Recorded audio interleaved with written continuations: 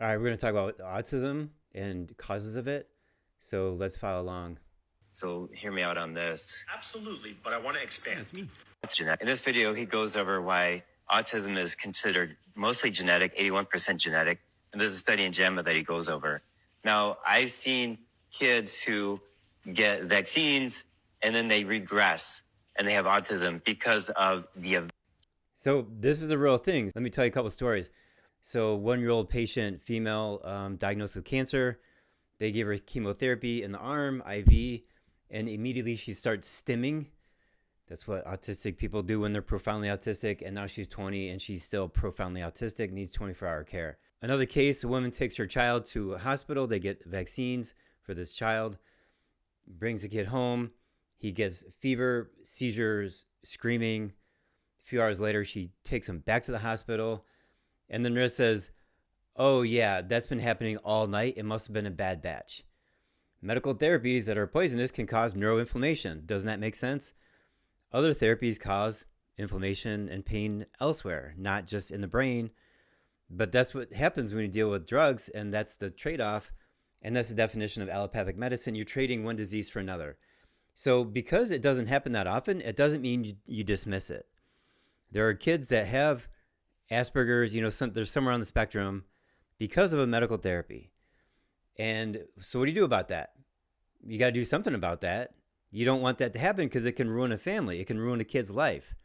And they could be profoundly autistic and need 24-hour care, or they could be mildly autistic and as an adult now they can wash dishes in a restaurant, which is what happened to the kid where the nurse said, "Oh, it's been happening all night. It must have been a bad batch." So at the very least, he can still have somewhat of a life. He lives in a special home, not with his mom, but he's got some disability, and he works at a restaurant washing dishes. So let's see what this doctor has to say. It sounds like you didn't read the article I put up. This is the article from JAMA. It is a review of all of the relevant literature, including 46 publications, over 500,000 children studied. But no, because he personally saw it, it discredits the multiple hundreds of thousands of children that were studied and looked at. Obviously. And I could say the same thing. So he studied 500,000 children, and then therefore that discredits the few number of cases where somebody is autistic from medical therapy.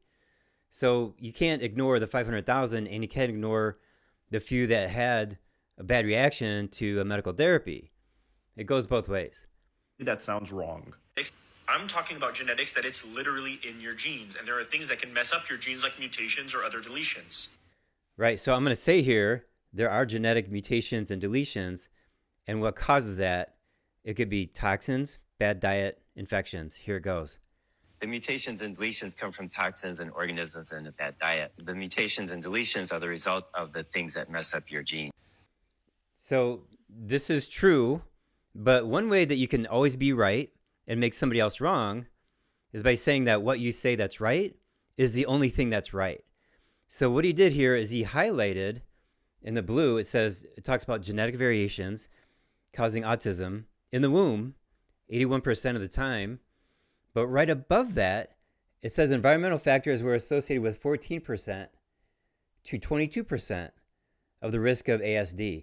One line above what he's talking about. Just go one line higher. So now we have two things that are true: genetic mutations and then environmental factors. Those environmental factors are toxins, pathogens, bad diet. So no, again, if you had read the article, you would see what's actually causing the deletions and not whatever you just came up with on the spot. There was a study that was done in Nordic countries, so not even in America, that identified specific genes that were genetic variants associated with high risk, or a bunch of common variants that in combination could increase the risk of autism, and that's what happened for the majority of cases. And if you go one line below what he wants to talk about, I'm going to read it to you. It says genetic risk factors for ASD overlap with other diverse developmental and psychiatric disorders. A variety of genetic and environmental factors have been associated with ASD, but none are absolutely specific for the development of ASD. So this is called cherry picking. You have this whole paragraph, and he picks out this one line, but if you go right above it and right below it, it makes me right too. We can both be right at the same time. Through a different study using frogs and applying those genes, it appears to be similar in development as during the time a baby or in utero is going through the mid-prenatal prefrontal cortex development. So this is happening when the mom is still pregnant. Hence why if the mother is ill, such as having gestational hypertension or gestational diabetes or a plethora of other conditions. So you talk about when the mother has a variety of diseases going on, then the child is more susceptible to autism. He's going to say that here in a second. So then my argument is, why does the mother have a plethora of diseases going on? Gestational diabetes could be diet, could be lack of B1. There's toxicity, there's infections. It's in the science. A mother can have an infection and the kid has a higher risk of autism. And then toxins create a higher risk of autism. Now, these toxins and infections may or may not actually alter the genetic code, but it can change the expression of the genetics. That's called epigenetics. So he's talking about genetics. I'm talking about genetics and epigenetics. We're going to go over this in a moment. It could express those specific genes, not whatever diet thing, again, that you just made up with on the spot. So he's claiming that I just made this up on the spot, that bad diet, toxins, and infections cause trouble with your genetics and trouble with causing ASD and other diseases. I just made that up on the spot? I mean, come on now. No, we're going back 100 years. We're going back to Nobel Prizes. We're talking about normal physiology being altered by toxins, infections, and bad diet. We're talking about all of medicine, especially pre-1961 when they did feeding studies. And then after the 1950s, when they found genetics, we're putting this all together. 100 years. When I say that bad diet, toxins, and infections are the primary causes of chronic illness, not just autism, but all kinds of chronic illness. So the reason why he said I just made it up on the spot is because he doesn't know it. He's never heard this before. Medical doctors don't talk about toxins. They don't talk about detoxing. We're going to get into that too. I mean this in the nicest way possible. I think there needs to be some level of humility where you have to look at your own personal experience and then transpose that over the experience of, again, hundreds of thousands of patients that is seen through tried and true evidence-based research to then come to a conclusion. To just say diet is... So he's got a point here. Like if I see a patient and the mom says, hey, this is what happened. They got a medical therapy and now they're like this. And I would say, okay, but look at this science right here. Look at this science. And instead of actually looking at the patient, you're looking at the science first. Here's the patient in my hand, and then the science is here. And it's like, well, it can't be what you just said, Mom. That didn't happen because the science says it.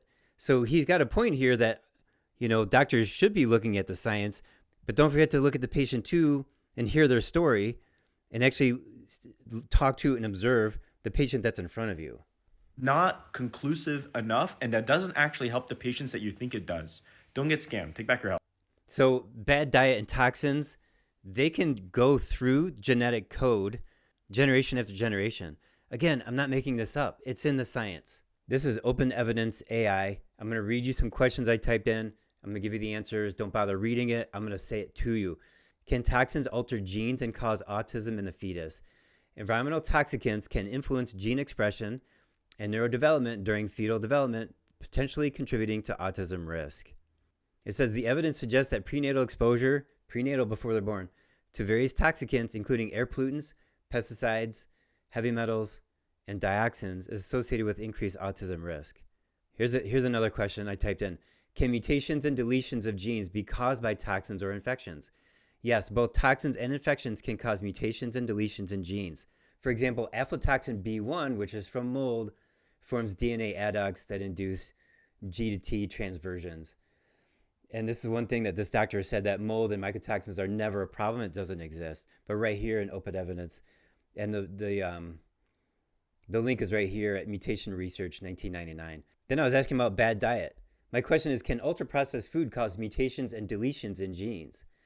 Ultra-processed food consumption is associated with increased DNA damage and epigenetic changes, but current evidence does not demonstrate that it directly causes permanent mutations or deletions in genes.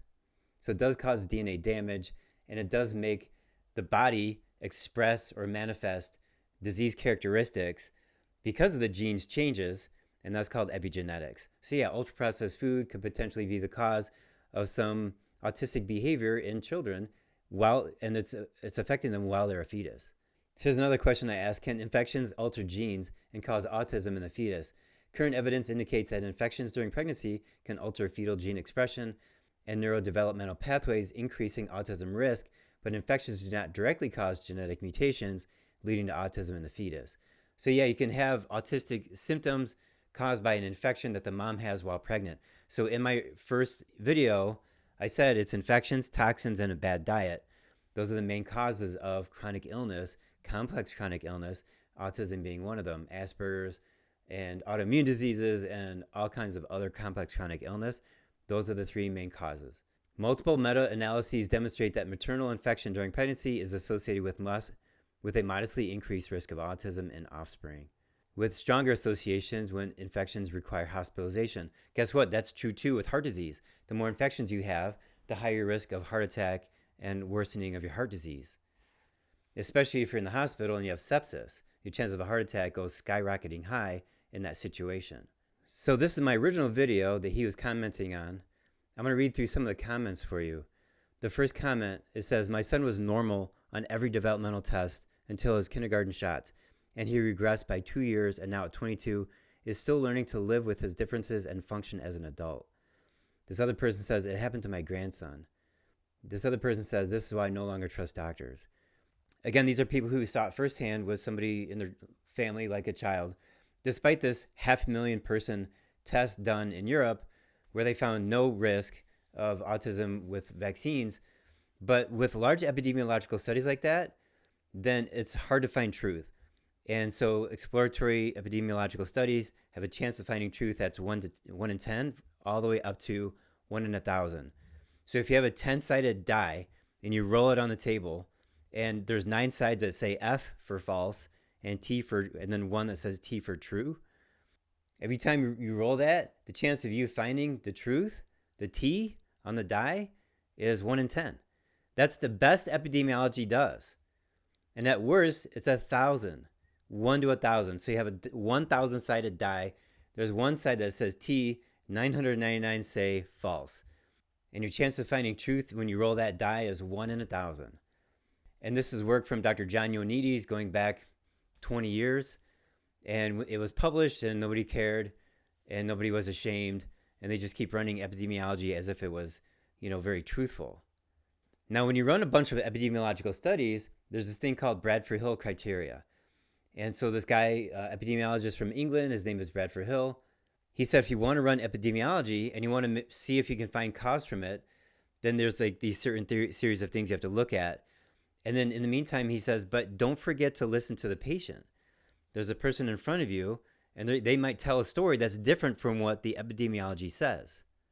So again, that's being a true clinician, not a robot, not a technician. A true clinician listens to the patient and they take care of that patient. So I've been messaging medical doctors that are anti-RFK Jr., anti-MAHA, and they don't want any changes to occur. They still like the red dye. They like mercury and aluminum in shots. They don't want any changes at all.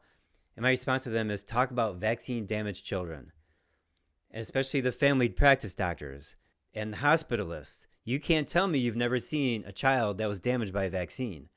And I think when a mom brings their vaccine-damaged child back to the hospital and they say, this kid was normal, now look, and the doctor says, oh, that's normal, or oh, he just had a seizure, your diagnosis is epilepsy, or they'll say, oh, it just means the vaccine's working.